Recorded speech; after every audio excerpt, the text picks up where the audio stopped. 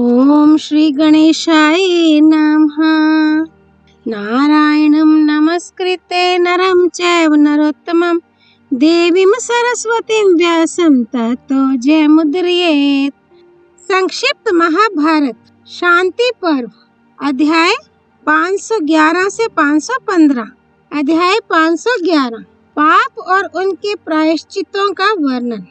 युधिष्ठिर ने पूछा, पितामह कृपा करके यह बताइए कि किन कर्मों को करने से मनुष्य प्रायश्चित का भागी बनता है और ऐसी स्थिति में क्या करने से वह पाप से मुक्त होता है। व्यास जी ने कहा, जो मनुष्य शास्त्र विहित कर्मों का आचरण ना करके निषिद्ध कर्म कर बैठता है, उसे ऐसा विपरीत आचरण करने से प्रायश्चित का भागी बनना पड़ता है। जो ब्रह्मचारी सूर्योदय या सूर्यास्त के समय सोता रहे अथवा जिस पुरुष के नख या दांत काले हों, उन्हें प्रायश्चित करना चाहिए। इसके सिवा बड़े भाई के अविवाहित रहते हुए विवाह करने वाला छोटा भाई, ब्राह्मण का वध करने वाला, निंदक, छोटी कन्या का विवाह हो जाने के बाद उसकी बड़ी बहन से विवाह करने वाला, बड़ी बहन के अविवाहित रहते हुए उसकी छोटी बहन से विवाह करने वाला, जिसका व्रत नष्ट हो गया हो वह ब्रह्मचारी, द्विज की हत्या करने वाला, अपात्र को दान देने वाला, सुपात्र को दान ना देने वाला, सारे ग्राम को नष्ट करने वाला, मांस बेचने वाला, आग लगाने वाला, वेतन लेकर वेद पढ़ाने वाला, गुरु और स्त्री का वध करने वाला, दूसरों का घर जलाने वाला, झूठ बोलकर पेट पालने वाला, गुरु का अपमान और सदाचार की मर्यादा का उल्लंघन करने वाला, ये सभी पापी माने जाते हैं। इन्हें प्रायश्चित करना चाहिए। इनके सिवा जो लोक और वेद से विरुद्ध दूसरे ना करने योग्य कर्म है, उन्हें भी बताता हूँ, तुम एकाग्रचित्त से सुनो। अपने धर्म को त्यागना, दूसरे के धर्म का आचरण करना, यज्ञ करने के अनधिकारी से यज्ञ कराना, अभक्ष्य भक्षण करना, शरणागत को त्यागना, माता पिता और भरण पोषण के अधिकारी सेवक आदि का भरण पोषण ना करना, दूध दही आदि रसों को बेचना, पशु पक्षियों को मारना, शक्ति रहते हुए भी अग्न्याधान आदि कर्म ना करना, गोग्रास आदि नित्य दानों को ना देना, ब्राह्मणों को दक्षिणा ना देना और ब्राह्मणों का धन छीन लेना। धर्म तत्व के जानने वालों ने ये सभी कर्म ना करने योग्य बताए हैं। राजन, जो पुरुष पिता के साथ झगड़ा करता है, गुरु स्त्री के साथ समागम करता है और ऋतुकाल होने पर अपनी स्त्री के साथ सहवास नहीं करता, वह धर्म का त्याग करने वाला है। इस प्रकार संक्षेप और विस्तार से ऊपर जो कर्म कहे गए हैं, इनमें से किन्हीं को करने पर और किन्हीं को ना करने पर मनुष्य प्रायश्चित का भागी होता है। अब जिन जिन कारणों से इन कर्मों को करने पर भी मनुष्य को पाप नहीं लगता, वह सुनो। यदि युद्ध स्थल में कोई वेद वेदांतों का पारगामी ब्राह्मण भी हाथ में हथियार लेकर मारने के लिए आवे, तो उसका वध करने से ब्रह्म हत्या का पाप नहीं लगता। राजन, इस विषय में वेद का मंत्र भी है। मैं तुमसे वही बात कह रहा हूँ जो वेद वाक्य के अनुसार धर्म मानी गई है। यदि कोई पुरुष अपने धर्म से डिगे हुए आतताई ब्राह्मण को मार डाले, तो इससे भी वह ब्रह्म हत्यारा नहीं होता। अनजान में अथवा प्राण संकट के समय भी यदि मदिरा पान कर ले, तो बाद में धर्मात्माओं की आज्ञा के अनुसार उसका पुनः संस्कार होना चाहिए। इसी प्रकार अन्य सब अभक्ष्य भक्षणों के विषय में भी समझना चाहिए। यदि कभी ऐसी कोई भूल हो जाए, तो प्रायश्चित से ही उसकी शुद्धि होती है। चोरी सर्वदा निषिद्ध ही है, किंतु आपत्ति के समय यदि गुरु के लिए चोरी की जाए तो उसमें दोष नहीं है। यदि चोरी करने में किसी प्रकार की कामना ना हो, उससे प्राप्त हुई वस्तु को स्वयं ना भोगा जाए तथा आपातकाल में ब्राह्मण के सिवा किसी अन्य का धन ले लिया जाए, तो भी चोरी का पाप नहीं लगता। अपने या किसी दूसरे के प्राणों की रक्षा के लिए गुरु के लिए एकांत में स्त्री के साथ अथवा विवाह के प्रसंग में झूठ बोलने से भी पाप नहीं होता। यदि किसी कारण से स्वप्न में वीर्य स्खलित हो जाए तो इससे ब्रह्मचारी का व्रत भंग नहीं होता, किंतु इसके लिए उसे प्रज्वलित अग्नि में घृत की आहुतियां छोड़कर प्रायश्चित करना चाहिए। यदि बड़ा भाई पतित हो जाए या संन्यास ले ले तो छोटे भाई को विवाह करने में भी दोष नहीं है। अज्ञानवश किसी अपात्र ब्राह्मण को दान देने से तथा योग्य ब्राह्मण का सत्कार न करने से भी कोई दोष नहीं लगता। व्यभिचारिणी स्त्री का तिरस्कार करने में भी कोई दोष नहीं है। ऐसा करने से तो उसकी शुद्धि ही होती है और उसका भरण पोषण करने वाले को दोष भी नहीं होता। जो सेवक काम काज करने में असमर्थ है उसे त्यागने में दोष नहीं है तथा गौओं के लिए वन में आग लगाने में भी दोष नहीं माना जाता। राजन, ये सब तो मैंने वे कर्म बताए जिन्हें करने से कोई दोष नहीं होता। अब मैं विस्तार पूर्वक प्रायश्चितों का वर्णन करता हूँ।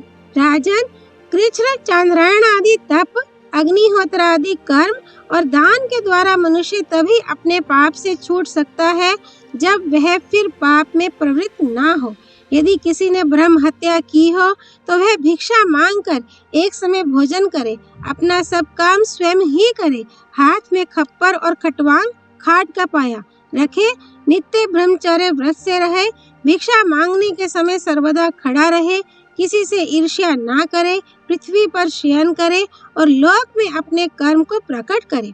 इस प्रकार 12 वर्ष तक करने से उसकी शुद्धि हो जाती है। अथवा अपनी इच्छा से किसी शस्त्रधारी विद्वान का निशाना बन जाए या जलती हुई आग में गिरे अथवा नीचे को सिर किए किसी भी वेद का पाठ करते हुए 3 बार 100 योजन की यात्रा करे या किसी वेदज्ञ ब्राह्मण को अपना सर्वस्व समर्पण कर दे अथवा जिससे जीवन भर निर्वाह हो सके इतना धन या सब सामान से भरा हुआ घर ब्राह्मण को दान करे।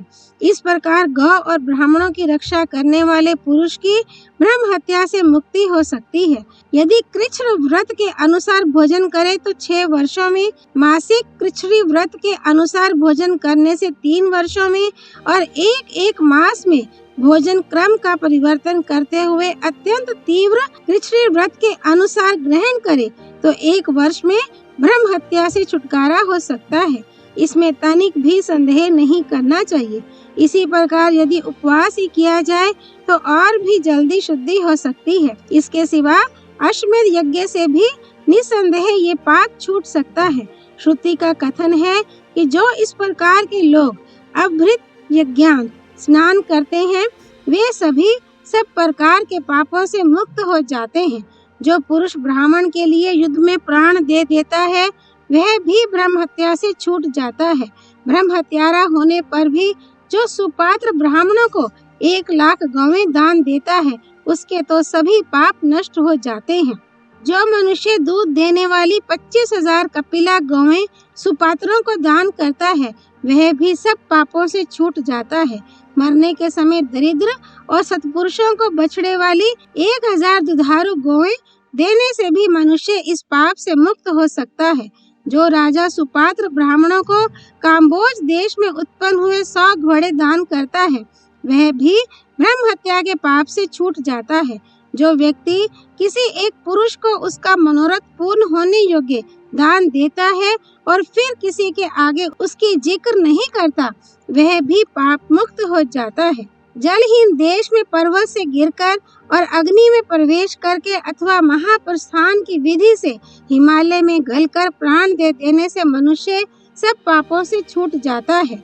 यदि किसी ब्राह्मण ने मद्यपान किया हो तो बृहस्पतिस्व याग करने से उसकी शुद्धि हो जाती है। एक बार मद्य पीने पर जो निष्कपट भाव से भूमि दान करता है और फिर कभी शराब नहीं छूता वह भी शुद्ध हो जाता है। जो पुरुष गुरु पत्नी के साथ समागम करता है वह या तो जलती हुई लोहे की शिला पर पड़ जाए या अपनी मूत्रेंद्रिय को काटकर ऊपर की ओर देखता हुआ दूर तक चला जाए। इसके सिवा अपना शरीर त्याग देने से भी वह इस पाप से छूट सकता है।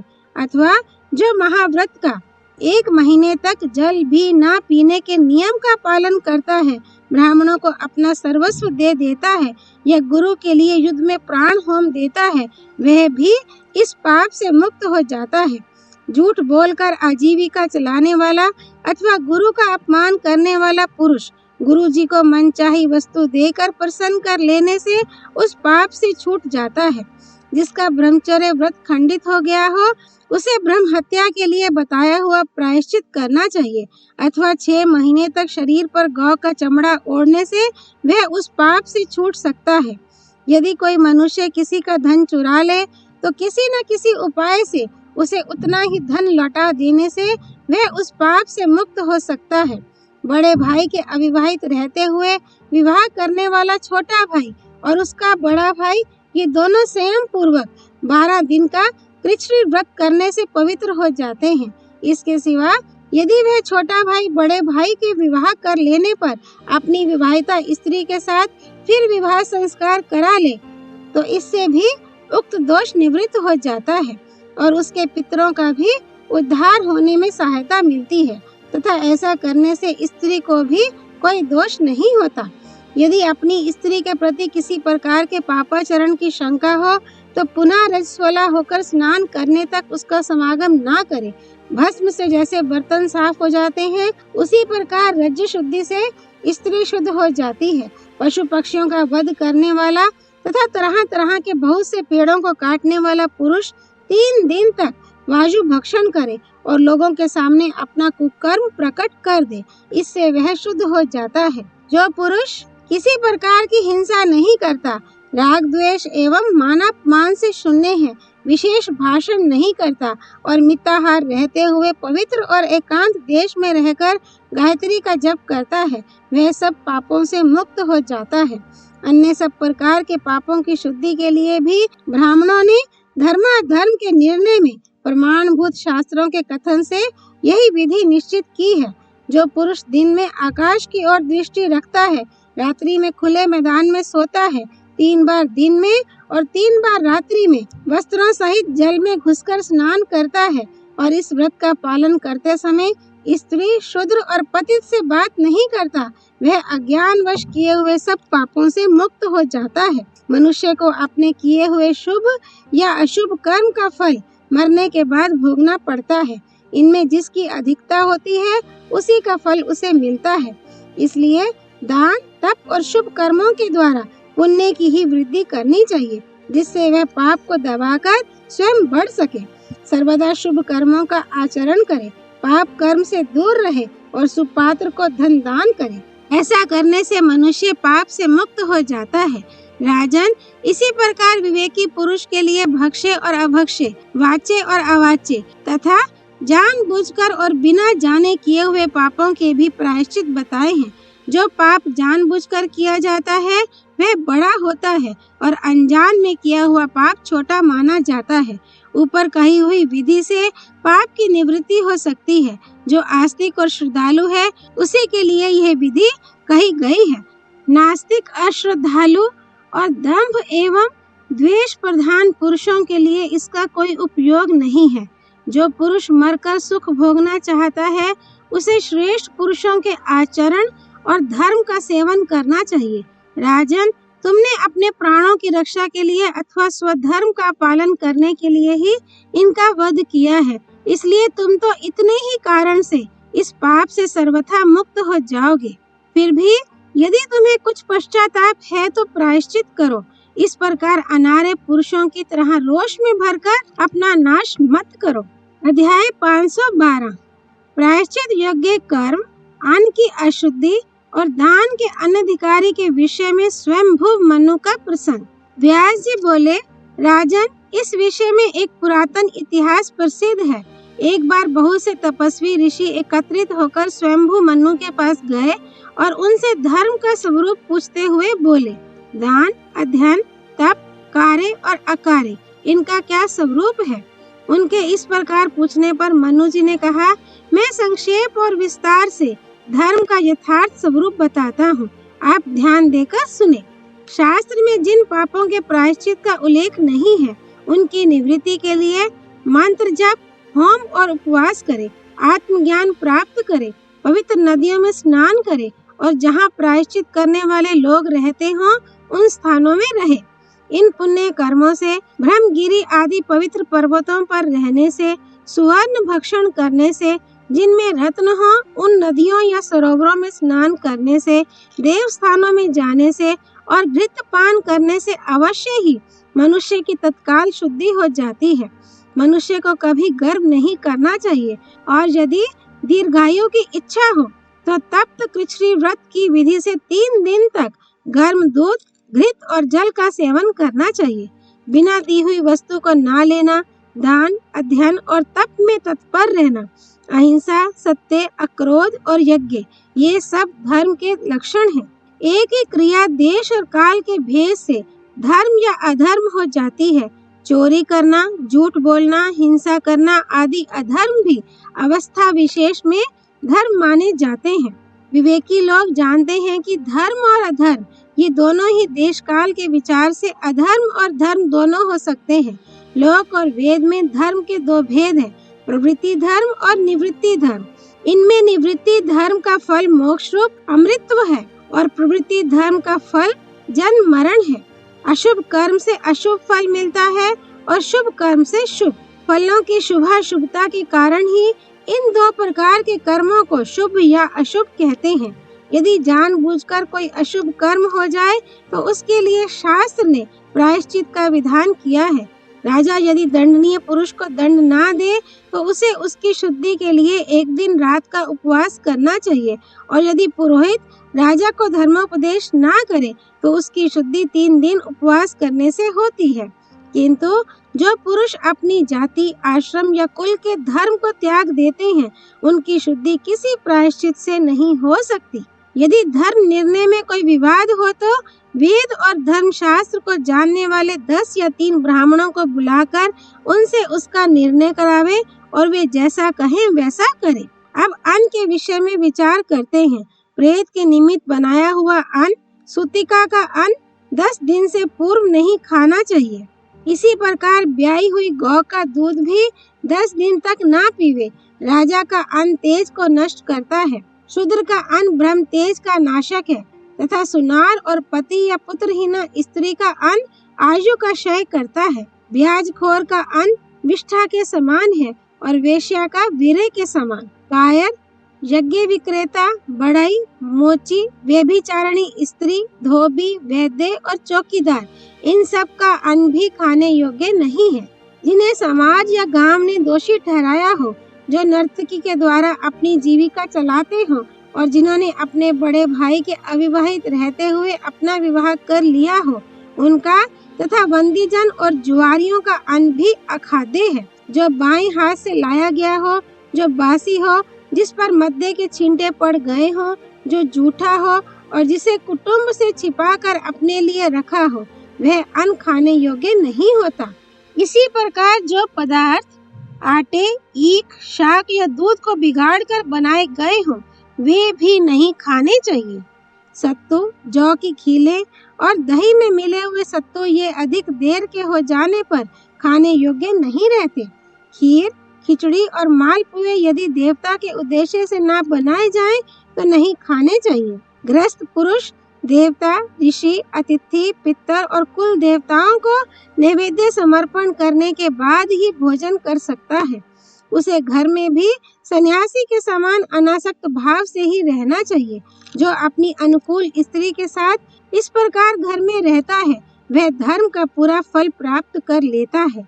धर्मात्मा पुरुष को चाहिए कि यश के लोभ से, भय के कारण अथवा अपना उपकार करने वाले को दान ना दे। जो नाचने गाने वाले, हंसी मजाक करने वाले, भांड आदि, मदमत, उन्मत्त, चोर, निंदा करने वाले, गूंगे, तेजोहीन, अंगहीन, बौने, दुष्ट, कुलहीन या संस्कार शून्य हो, उन्हें भी दान ना दे। जिसने वेदाध्ययन ना किया हो, उस ब्राह्मण को दान देना उचित नहीं है। विधिहीन दान देना या दान लेना दोनों ही ठीक नहीं है। ऐसा करने से दान देने वाले और दान लेने वाले दोनों ही की हानि होती है। जिस प्रकार खैर की लकड़ी या पत्थर की शिला का आश्रय लेकर समुद्र पार करने वाला व्यक्ति बीच ही में डूब जाता है, उसी प्रकार ऐसे दाता और गृहीता दोनों ही नरक में डूबते हैं। जिस प्रकार लकड़ी गीली होने पर अग्नि प्रज्वलित नहीं होती, उसी प्रकार जिस दान लेने वाले में तप, स्वाध्याय और सदाचार का अभाव होता है वह अच्छा नहीं जान पड़ता। जिस प्रकार मनुष्य की खोपड़ी में भरा हुआ जल और कुत्ते की खाल में भरा हुआ दूध अपने आश्रय के दोष से अपवित्र हो जाते हैं, उसी प्रकार दुराचारी के संसर्ग से शास्त्राभ्यास दूषित हो जाता है। जो ब्राह्मण वेदहीन और अशास्त्रज्ञ होते हुए भी संतोषी और दूसरे के गुणों में दोष ना देखने वाला है, उसे दया करके ही दान देना चाहिए। उन्हें देना शिष्टों का आचार है अथवा ऐसा करने से पुण्य होता है, ये समझकर उन्हें कुछ नहीं दिया जा सकता, क्योंकि जैसे लकड़ी का हाथी और चाम का हरिण ये नाम मात्र के ही होते हैं, उसी प्रकार बिना पड़ा हुआ ब्राह्मण भी केवल नाम का ही होता है। जिस प्रकार जलहीन कुआं और राख में किया हुआ हवन व्यर्थ होता है, उसी प्रकार मूर्ख को दिया हुआ दान भी निष्फल है। दान लेने वाला मूर्ख तो दाता का शत्रु है, वह उसका धन हरण करता है और देवता एवं पितरों के हवे कवे का नाश करता है। उसे दान देने वाला पुण्य लोकों को प्राप्त नहीं कर सकता। युधिष्ठिर, तुमने जो पूछा था उसके अनुसार मैंने संक्षेप में स्वयंभू मनु का ये पूरा प्रसंग सुना दिया। ये महत्वशाली प्रसंग सभी कल्याण कामियों को सुनना चाहिए। अध्याय 513। व्यास जी और भगवान श्री कृष्ण की सलाह से महाराज युधिष्ठिर का हस्तिनापुर में आना। राजा युधिष्ठिर ने पूछा, मुनिवर, मैं राजाओं के और चारों वर्णों के धर्मों को विस्तार से सुनना चाहता हूँ। कृपया बताइए कि आपत्ति के समय इन्हें किस नीति से काम लेना चाहिए। आपने प्रायश्चितों के विषय में मुझे जो कुछ सुनाया है उससे मुझे बड़ा हर्ष हो रहा है।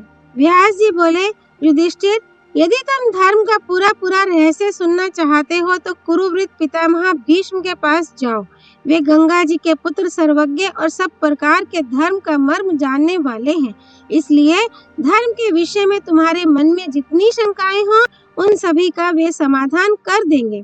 जिस धर्म शास्त्र को शुक्राचार्य और देवगुरु बृहस्पति जी जानते हैं, उसी को कुरुश्रेष्ठ भीष्म जी ने शुक्राचार्य और च्यवन जी से पूरे विवरण के साथ प्राप्त किया है।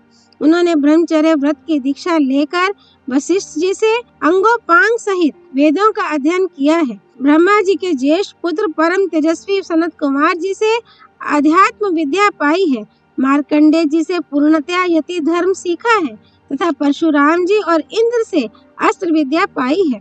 मनुष्यों में उत्पन्न होकर भी मृत्यु को उन्होंने इच्छा के अधीन कर लिया है। पवित्र चरित्र ब्रह्म ऋषि गण उनके सभासद थे। जब कभी ज्ञान यज्ञ होते थे तो उनमें ऐसी कोई बात नहीं होती थी जिसे वे न जानते रहे हों।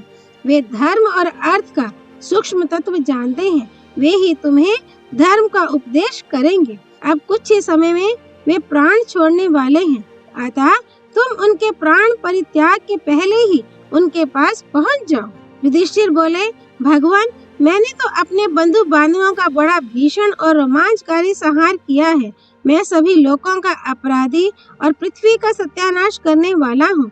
यही नहीं, वे सदा ही निष्कपट भाव से युद्ध करते रहे हैं, किंतु मैंने छल से उनका संहार कराया है। ऐसी स्थिति में मैं किस प्रकार उन्हें अपना मुंह दिखा सकता हूँ। वैशंपायन जी कहते हैं, राजा युधिष्ठिर की यह बात सुनने पर यदुश्रेष्ठ श्री कृष्ण ने चारों वर्णों के हित की कामना से उनसे कहा, नृपश्रेष्ठ, अब आप शोक को ही न पकड़े रहें। भगवान व्यास जैसा कह रहे हैं वैसा ही करें। ये अतुलित तेजस्वी और आपके गुरु के समान हैं। इनकी आज्ञा मानकर आप ब्राह्मणों का, अपने सुहृद हम लोगों का, द्रौपदी का और संपूर्ण लोगों का हित करें। श्री कृष्ण के इस प्रकार कहने पर महामना महाराज युधिष्ठिर सब लोगों के हित के लिए अपने आसन से उठे। वे वेद, उपनिषद, मीमांसा और नीति आदि सभी शास्त्रों में पारंगत थे। इस समय अपना कर्तव्य निश्चय करके उन्हें बड़ी शांति मिली। उन्होंने महाराज धृतराष्ट्र को आगे किया और श्री कृष्ण आदि सब बंधु बांधवों के साथ हस्तिनापुर में आए। नगर में प्रवेश करते समय उन्होंने देवताओं का तथा हजारों ब्राह्मणों का पूजन किया। वे सफेद रंग के 16 बैलों से जुते हुए एक नवीन रथ में सवार हुए। वह रथ ऊनी वस्त्र और चमड़े से मढ़ा हुआ था तथा श्वेत वर्ण का था। उस समय महापराक्रमी कुंती नंदन भीम ने बैलों की बागडोर संभाली। अर्जुन ने कांतिमान श्वेत छत्र लिया तथा माद्री नंदन नकुल और सहदेव चमर और पंखा डुलाने लगे। इस प्रकार जब पांचों भाई सज धज के साथ रथ पर सवार हुए तो ऐसे मालूम होते थे मानो पांचों भूत ही मूर्तिमान होकर इकट्ठे हो गए हैं। महाराज युधिष्ठिर के पीछे एक रथ पर युयुत्सु चला। इन कौरव और पांडवों के बाद शैव्य और सुग्रीव नाम के घोड़ों से जुते हुए एक सुवर्णमय रथ पर चढ़कर सात्यकी के सहित भगवान श्री कृष्ण चल रहे थे। धर्मराज के आगे एक पालकी में उनके ज्येष्ठ पितृव्य महाराज धृतराष्ट्र गांधारी के साथ जा रहे थे। इन सब के पीछे कुंती और द्रौपदी आदि कुरुकुल की स्त्रियां अपनी अपनी योग्यता के अनुसार सवारियों पर चढ़कर चल रही थीं। इनकी देखभाल में विदुर जी थे, वे इनके पीछे चल रहे थे। उनके पीछे सब प्रकार के साज बाज से सुसज्जित अनेकों रथ, हाथी, घुड़सवार और पैदलों की पलटन थी। इस प्रकार सूत, मागध और वैतालिकों से स्तुति सुनते हुए महाराज युधिष्ठिर ने नगर में प्रवेश किया। उनकी यह सवारी संसार में अनुपम थी। जिस समय हस्तिनापुर में धर्मराज की सवारी निकली, वहां के नागरिकों ने सारे नगर और राजमार्गों को खूब सजाया था। सड़कों पर सफेद रंग के फूल बिखरे हुए थे। अनेकों ध्वजा पताकाएं लगाई गई थी तथा उन्हें अच्छी तरह से साफ करके धूप से सुगंधित किया गया था। राजमहल को सुगंधित द्रव्यों के चूरे से, तरह तरह के पुष्पों से और पुष्पों के बंधनवारों से छा दिया गया था। नगर के द्वार पर जल से भरे हुए नवीन कलश रखे हुए थे तथा जहाँ तहाँ श्वेत वर्ण के फूलों के गुच्छे लगाए गए थे। सब ओर से सुमनोहर स्तुति वाक्य सुनाई पड़ रहे थे। इस प्रकार अपने सुहृदों के साथ महाराज युधिष्ठिर ने खूब सजे धजे हस्तिनापुर में प्रवेश किया। पांडवों के पूर्व प्रवेश के समय सहस्त्रों पुरवासी उन्हें देखने के लिए इकट्ठे हो गए। उस समय अनेकों पुर नारियां पांचों भाइयों की प्रशंसा कर रही थी। वे लज्जावश धीरे धीरे कहने लगी, पांचाल कुमारी, तुम धन्य हो जो तुम्हें इन पुरुष श्रेष्ठों की सेवा का सुअवसर प्राप्त हुआ है। तुम्हारे सभी पुण्य कर्म और व्रत सफल हैं। उनके ऐसे प्रशंसा वाक्यों से और आपस के प्रेमालाप से उस समय सारा नगर गूंज रहा था।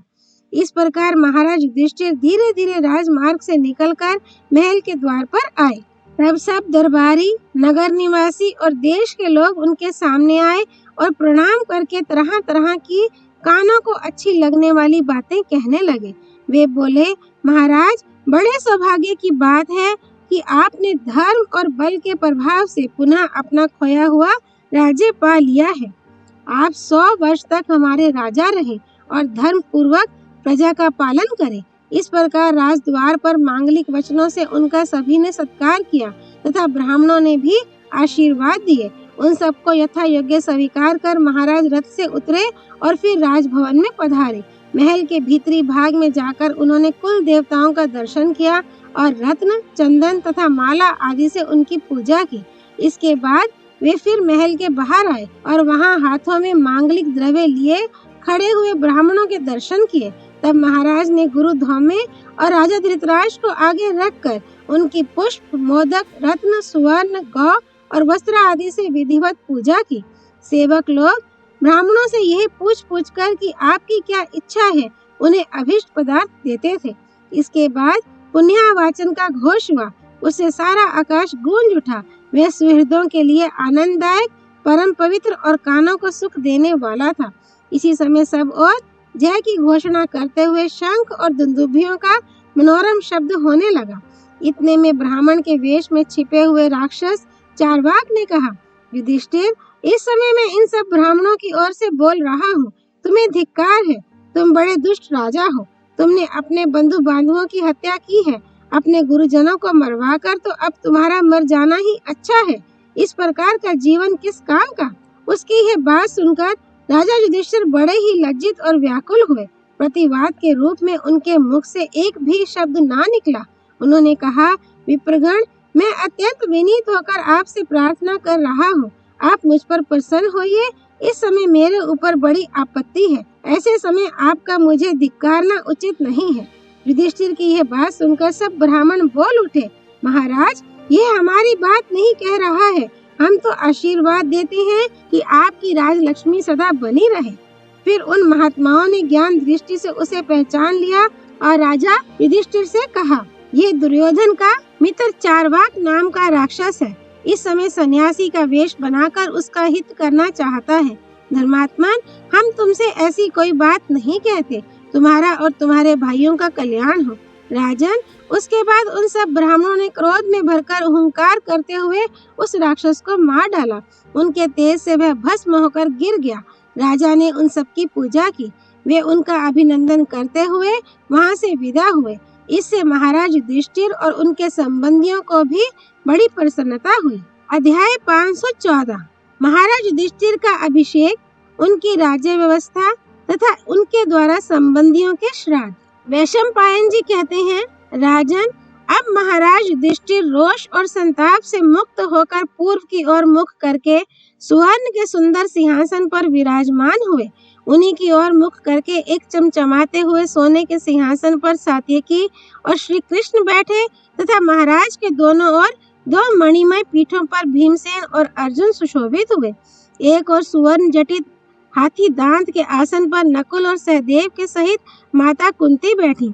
इस प्रकार कौरवों के पुरोहित सुधर्मा, विदुर, धौम्य और कुरुराज धृतराष्ट्र भी अलग अलग सुंदर सिंहासन पर विराजमान हुए।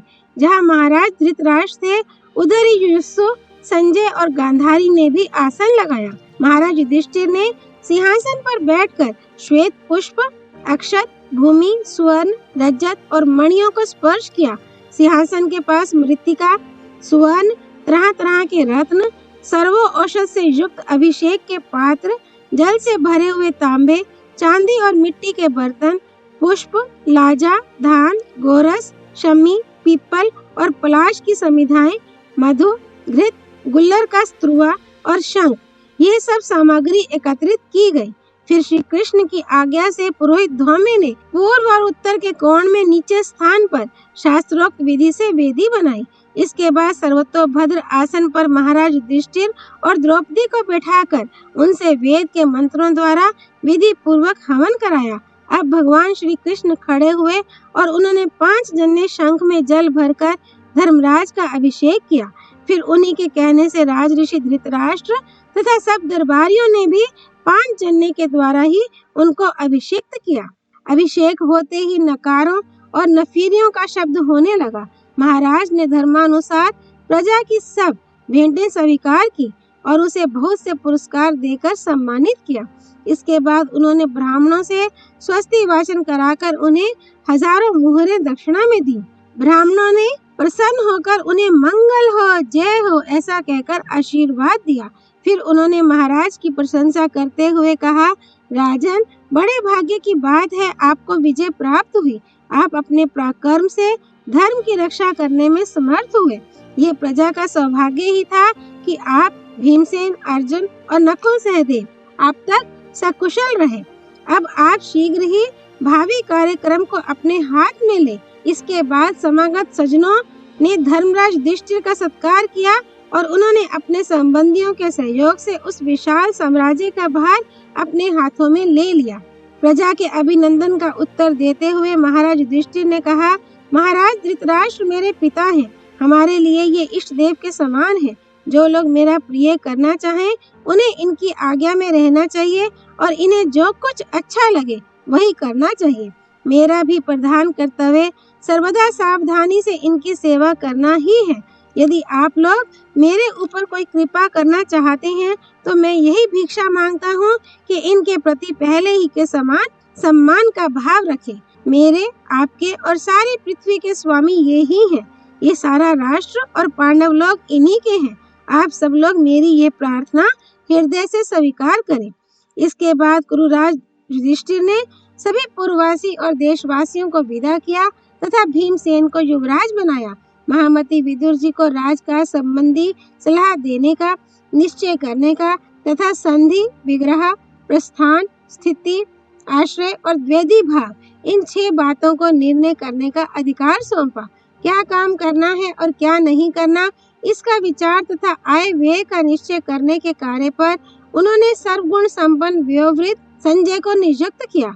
सेना की गणना करना, उसे भोजन और वेतन देना तथा उसके काम की देखभाल करना उन्होंने नकुल के जिम्मे किया। शत्रु के देश पर चढ़ाई करने तथा दुष्टों को दमन करने के काम पर अर्जुन की नियुक्ति की। ब्राह्मण और देवताओं के काम पर तथा पुरोहिती के दूसरे कामों पर महर्षि धौम्य नियुक्त हुए। सहदेव को अपने साथ रखा। उनको सब समय राजा की रक्षा का काम सौंपा गया। राजा ने जिन जिन लोगों को जिस जिस काम के योग्य समझा उनको उसी कार्य पर नियुक्त किया। उन्होंने विदुर, संजय और युयुत्सु से कहा, आप सब लोग सदा सावधान रहकर प्रतिदिन मेरे इन वृद्ध पिता राजा धृतराष्ट्र की सेवा करें। इनका जो भी काम हो उसे ठीक ठीक पूरा करना चाहिए। इस नगर और प्रांत में रहने वाले लोगों के भी जो कुछ कार्य हो उन्हें इन्हीं महाराज की आज्ञा लेकर पूर्ण करना चाहिए। वैशंपायन जी कहते हैं, तदनंतर राजा युधिष्ठिर ने युद्ध में मरे हुए अपने कुटुंबियों के अलग अलग श्राद्ध करवाए। धृतराष्ट्र ने अपने पुत्रों के श्राद्ध में अन्न, धन, गौवें तथा बहुमूल्य रत्न दान किए।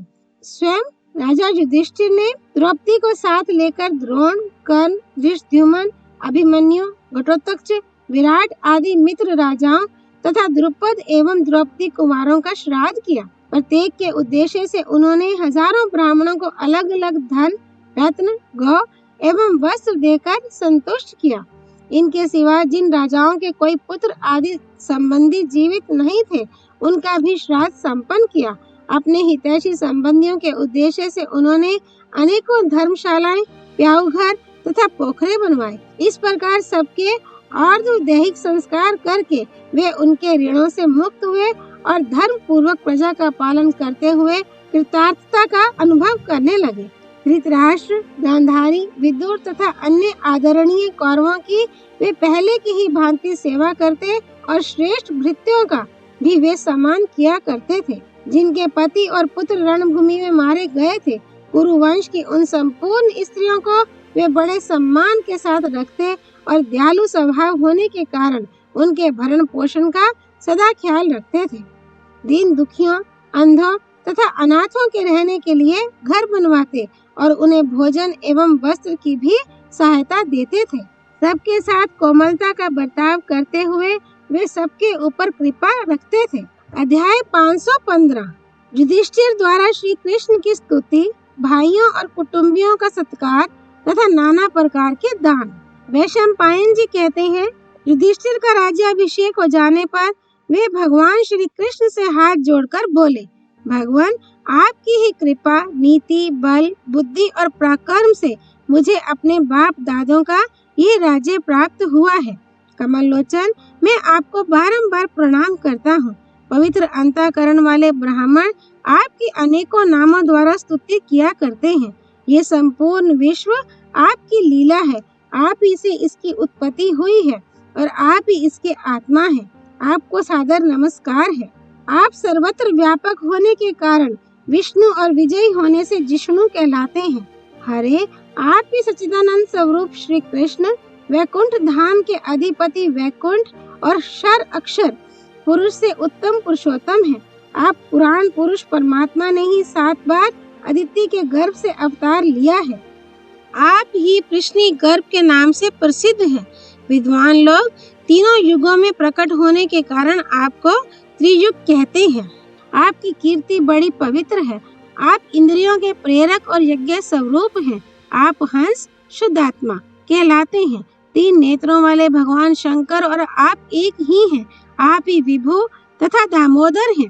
वाराह, अग्नि, वृद्धभानु, सूर्य, वृषभ, धर्म, गरुड़ ध्वज, अनिक साहा, शत्रु सेना का वेग सह सकने वाले, पुरुष, अंतर्यामी, शिपिविष्ट, यज्ञ मूर्ति और उरुक्रम, वामन आदि आप ही के नाम हैं।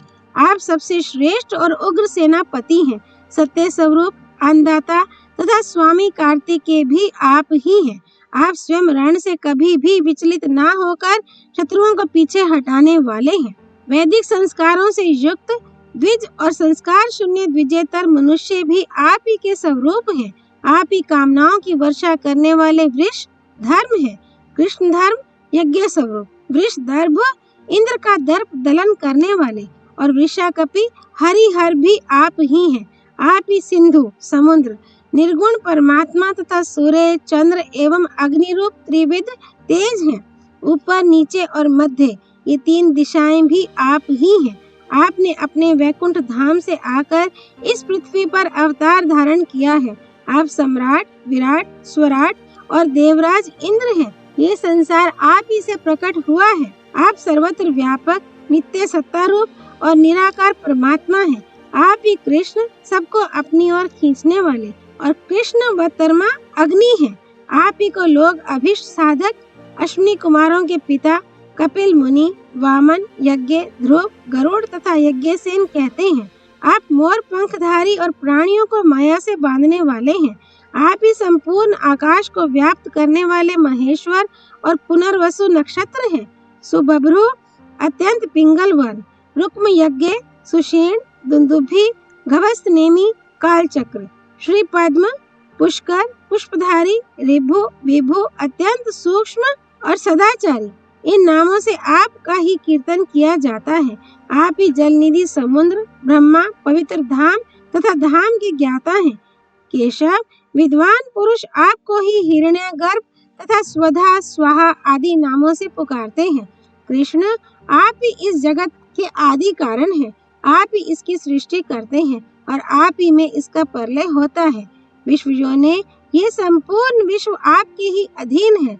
शंख, चक्र और गदा धारण करने वाले परमात्मन, आपको मेरा बारंबार प्रणाम है। इस प्रकार धर्मराज ने जब सभा में भगवान श्री कृष्ण की स्तुति की तो उन्होंने भी अत्यंत प्रसन्न होकर राजा युधिष्ठिर का अभिनंदन किया। तदनंतर राजा ने दरबार में आए हुए प्रजाजनों को विदा कर दिया। वे सब लोग उनकी आज्ञा से अपने अपने घर चले गए। इसके बाद युधिष्ठिर ने भीमसेन, अर्जुन, नकुल तथा सहदेव को सांत्वना देते हुए कहा, प्रिय बंधुओं, गत महासमर में शत्रुओं ने नाना प्रकार के अस्त्र शस्त्रों का प्रहार करके तुम्हारे शरीर को बहुत घायल कर दिया है। इससे तुम बहुत थक गए हो और विशेष कष्ट उठा चुके हो।